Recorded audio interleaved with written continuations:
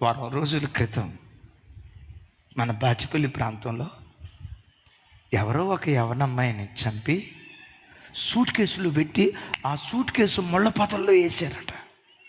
అరే ఎవరి అమ్మాయి? భారతీయురాలు కాదు, నేపాల్ అమ్మాయి అంట. అరే నేపాల్ అమ్మాయిని ఎక్కడెందుకు చంపారు? ఆ అమ్మాయిది నేపాల్ అయితే నేపాల్లో ఉన్నప్పుడు తనకు వివాహమై 2 పిల్లలు పుట్టారట.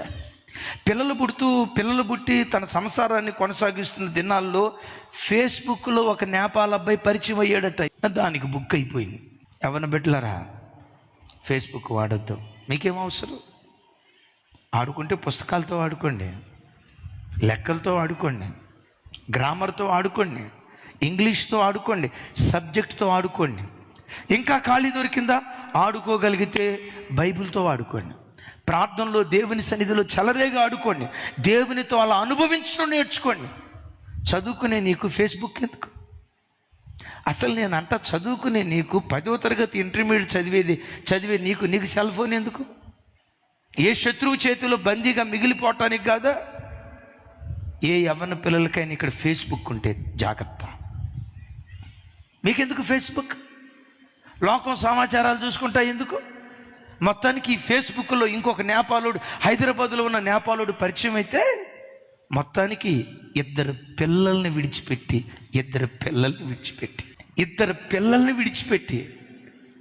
సంసారాన్ని విడిచిపెట్టి నేపాల్ నుండి హైదరాబాద్, మనకు దగ్గరలో బౌరంపేట ఉంది కదా, ఇక్కడికి వచ్చిందట తన దరిద్రపు ఇచ్చి తీర్చుకోవటానికి.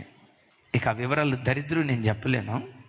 తీసుకొచ్చినాడు ఆ అమ్మాయిని చెప్పి ఈ ట్రాలీ బ్యాగ్ ఉంటుంది కదా, ఆ బ్యాగులు కుక్కి నేనంట ఆ కుటుంబం ఎందుకు పతనమైపోయింది? ఆ సంసారం ఎందుకు పతనమైపోయింది? అక్రమ సంబంధం, అపవిత్రమైన జీవితం. అయ్యలారా, మీలో ఎవరైనా తప్పుడు త్రోవలకు వెళ్ళే మనస్సు ఒకవేళ నీ హృదయాన్ని రేపుతుందేమో, తస్మా జాగ్రత్త.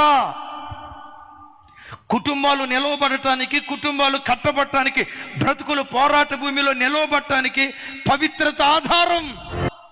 పవిత్రత అనే స్తంభం కూలిపోయిందా? పరిశుద్ధత అనే స్తంభం కూలిపోయిందా? సంసోను బ్రతుకు ఏమైపోయిందో నీ బ్రతుకు అలా అయ్యే ప్రమాదం ఉంటుంది. జాగ్రత్త.